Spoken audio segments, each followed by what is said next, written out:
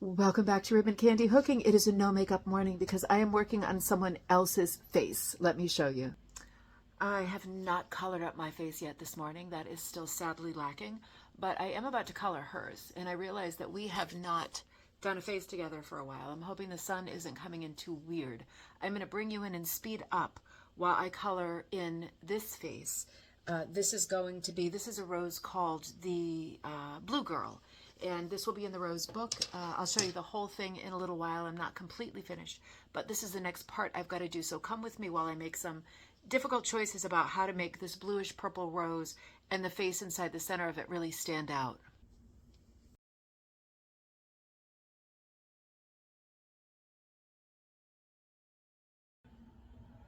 Now you can see I'm working with a blue. It's a dark blue. It's given me a hard time. It's not a wool that I would put into kits, but it's a wool I would use myself. It's really thin. It's more like a braiding wool than a hooking wool. It's not thick enough to be easy to work with, but you know, it's a good quality wool. It's probably a door wool, but just for a different purpose. And it holds itself together well. It's not playing me. It's not fraying or falling apart, but it is a little bit trickier to hook, and it is really thin. But since I'm hooking the perimeter of her face, the outside line of her face, I want it to be a darker color because the inside is going to be a lighter blue purple. That's going to be her skin tone because the flower is a light blue purple. So I want her face to be the same kind of tone as the petals. The petals are kind of a weird blue, a powdery purpley blue, and at the tips they go more toward purple. It's a very unusual looking rose. It's probably some kind of a hybrid or something. But again, it's called the Blue Girl. It's a really beautiful rose. And yeah, the little sort of joke or the little device in this composition is that at the center of the flower, in sort of old school fairy tale style, is a little face inside the flower. I was kind of thinking about what's that rhyme about cockle shells, seashells, cockle shells, Mary, Mary, quite contrary. That's it. How does your garden grow? With the, you know, all the illustrations of that little rhyme have a face inside the flower. You know, the sort of late Victorian illustrations are super, super cute. And you see enough of those as a child, right? And it kind of sticks with you. So I was thinking about that for this composition. So I am first outlining the perimeter of her face, and then you're going to see me fill in the details of her face. I always have to give a little blush to the cheek. I don't know why. It's kind of a compulsion. I have to do it every time. So you'll see me add a little color to her cheek and to her lips, and then I'm going to get going on outlining the rose itself.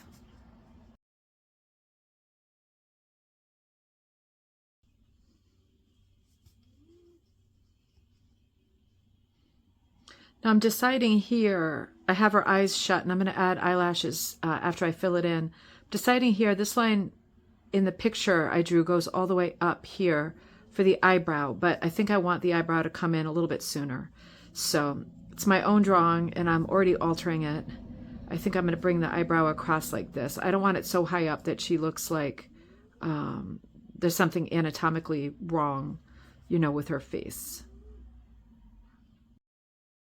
Now remember with faces that unless you're going for utter realism, that there doesn't have to be perfect symmetry.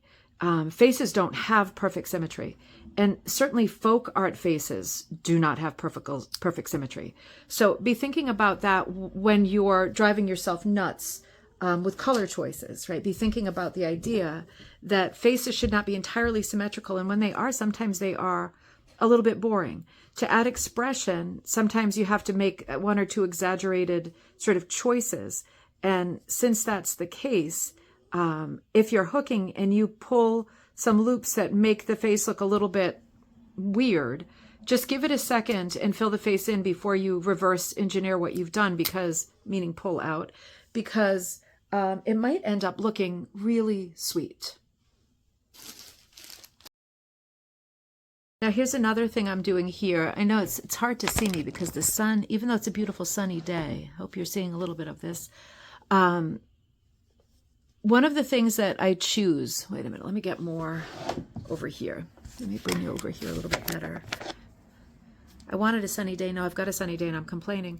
One of the things that I choose sometimes when I fill in a face, because this is a small face, it's a small area, one of the things I choose to do is to not leave my tails up in some cases. I did with the blue because there's plenty of it and it kind of melts into the background. But in this case, I've got the cheek going in the corner and I'm trying to figure out how many loops I can get in to the cheek without it taking over the face. So I may or may not leave. I didn't pull up a tail to start. I might leave a tail here just because I just want to make the shape a little bit more full, a little more circular. But my point is that when I'm doing small areas, like if you noticed with the lips, I just did 4 loops, 2 vertical at the bottom and then 2, and then I kind of twisted my loops underneath and did 2 horizontal sitting on top. I didn't leave any tails up. And the reason for that is because this area is such a small area and I don't want it to become all rat-a-tat-a-tooey because it's all messy and full of tails. You know what I mean? So I make decisions as I go along with areas like this as to whether or not I want a bunch of tails hanging out. And in this case, I don't. It's changing the shape of the face.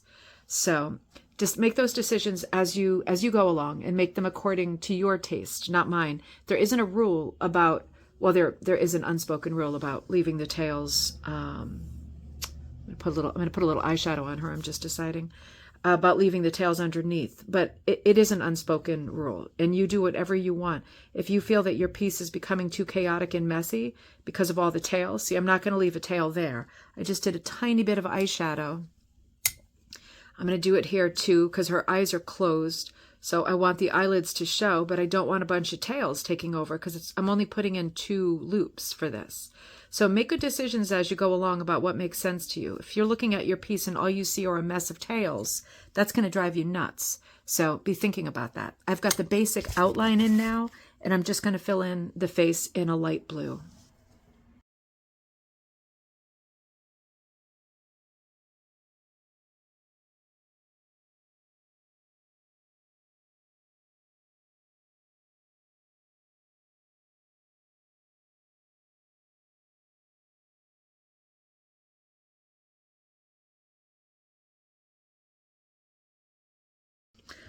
Oh crap, I see, even though I'm sitting here with my number 3 glasses on, I see I used a slightly different blue for that part of the face.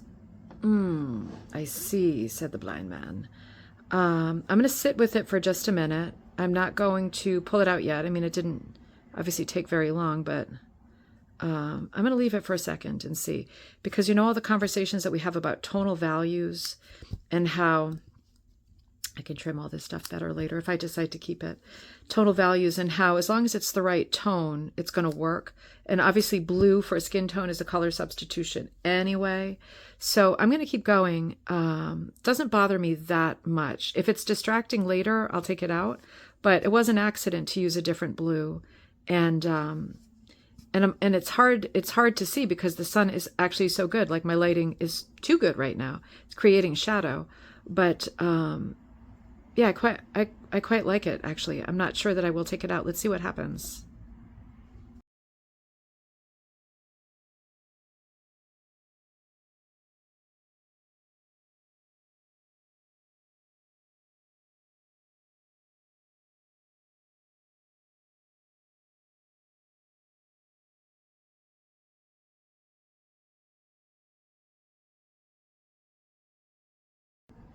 All right. Just want to be sure we're still going strong. Are we still going strong? Yeah, we're still going strong. Okay, so I just want to show you here. I can see a little bit. Oh, I don't like that tail. Jossie, I'm recording a video. I can see a little bit. Jossie's sick today. Of a hollow here, right? I'm going in there like with the dental pick, right? And I can see a little bit of a hollow. So I want to be sure. I'm going to put in 1 tail and 1 loop. I suppose some people would call this packing, but it drives me crazy when there's a little bit of a hollow because I feel like it just changes the shape of the face just a hair, and that's not for me. So I'm kind of feeling around before I call it a day on this side of the face to see if I feel any little hollow spots. Sometimes I feel the back, sometimes I feel the front. Press it like this, see if I can find spots where I feel like there needs to be another loop, if only to hold up the loops around it. Do you know what I mean? Sometimes if something is looking a little bit off, or a little bit wonky or whatever, it's because the loops around it aren't tight enough to hold that loop up to do its job, which is fill in the color in that spot. So I make sure that I think about that over here too, right? I'm fooling around with my hook and I feel a little bit of a hollow here. So I will put a tail in because I only want half a loop. And then I'll kind of fill in around it. Sometimes when I'm doing fill-in stuff like this, it's not the same as hooking. So I'm not worried about crossing tails in the back or crossing over something. I'm not worried about that. I'm just worried about filling in spaces where I see these small little holidays, right? That's officially what I think we call them, holidays, little hollow areas. And when I do, I fill it in. And if it means carrying needlepoint term, right? Carrying the wool strip a little bit far in the background. We normally don't carry ever with hooking, so that we don't accidentally pull the carried strip out later.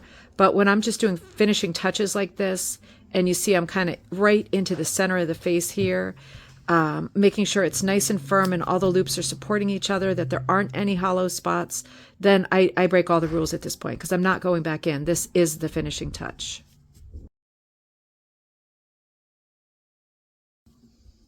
Alrighty. I think I'm there. I think the only thing I want to do now is try to add a few. I'm not gonna bring the tail up front because that's, for me, this is pretty perfect. I'm gonna add a couple of eyelashes so you can really tell her eyes are shut and not that there has been some kind of demonic possession and her eyes have turned blue. So I'm gonna come under here and I'm just gonna try to find tiny spots amidst the packing where I can pull up a loop for an eyelash. Let's see what happens. There's one. I don't want it to look all like 1960s sun with giant eyelashes, but there we go. That's exactly what I want. Let's see. It's hard. And I kind of have to squeeze and angle in between loops to get some extra lines going. Let's see if I can get two more. This is a fiddly thing. It could only be done at the end, right? Because it's very, very fine lines we're talking about here. Perfect. That's just what I wanted. And I'm going to cut underneath.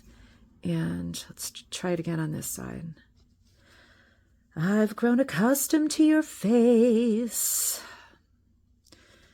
And we are almost there. Oh, come on. Two more lashes. One more lash. There we go. Perfect. That's it. And I'm going to show it to you in maybe better light. All right, there she is.